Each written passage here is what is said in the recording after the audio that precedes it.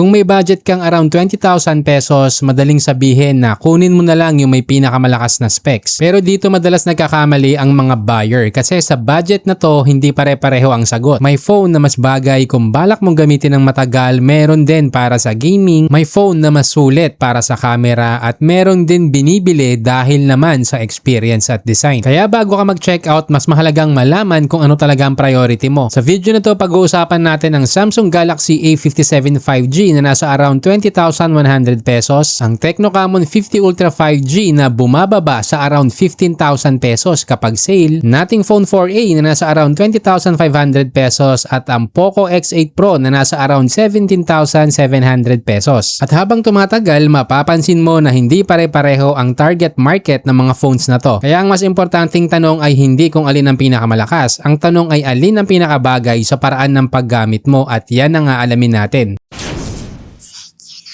Unahin natin ang Galaxy A57 5G. Kung ikaw yung tipo ng buyer na ayaw magpalit ng phone kada isa o 2 taon, eto agad yung unang dapat mong tingnan. May 6 years security at 6 years OS updates at eSIM support. Isa to na may pinakamahabang software support sa segment. Kaya kung balak mong gamitin yung phone ng 4 hanggang 6 years, mas kampante ka na may updates pa rin sa mga susunod na taon. Pero hindi lang updates ang dahilan kung bakit maraming bumibili ng Samsung. May 50 megapixel main camera na may OIS. Hindi ito yung may pinaka-agresibong camera setup sa presyo niya pero consistent ang kulay, exposure at video quality. Dagdag pa dito yung 6.7-inch Super AMOLED at 120Hz. Hindi ito nakatutok sa isang feature lang. Maganda tong gamitin sa videos, browsing at work apps. Pero may trade-off. Hindi ito yung phone na bibilin mo kung gaming ang priority mo. May ibang phones sa parehong presyo na mas malakas para sa mabibigat na games. At dito nagiging interesting yung usapan kasi kung raw performance ang habol mo, may isang phone dito na yan ang focus. Medyo madali na ang sagot dito, Poco X8 Pro. May Dimensity 8500 Ultra, UFS 4.1 storage at nasa around 2 million Antutu score. Sa madaling salita, kung gaming, multitasking at long-term speed ang habol mo, eto agad yung isa sa pinakamalakas na option. Pero hindi lang performance ang dahilan kung bakit interesting to. May 6.59-inch 1.5K AMOLED, 120Hz, Dolby Vision, HDR10+,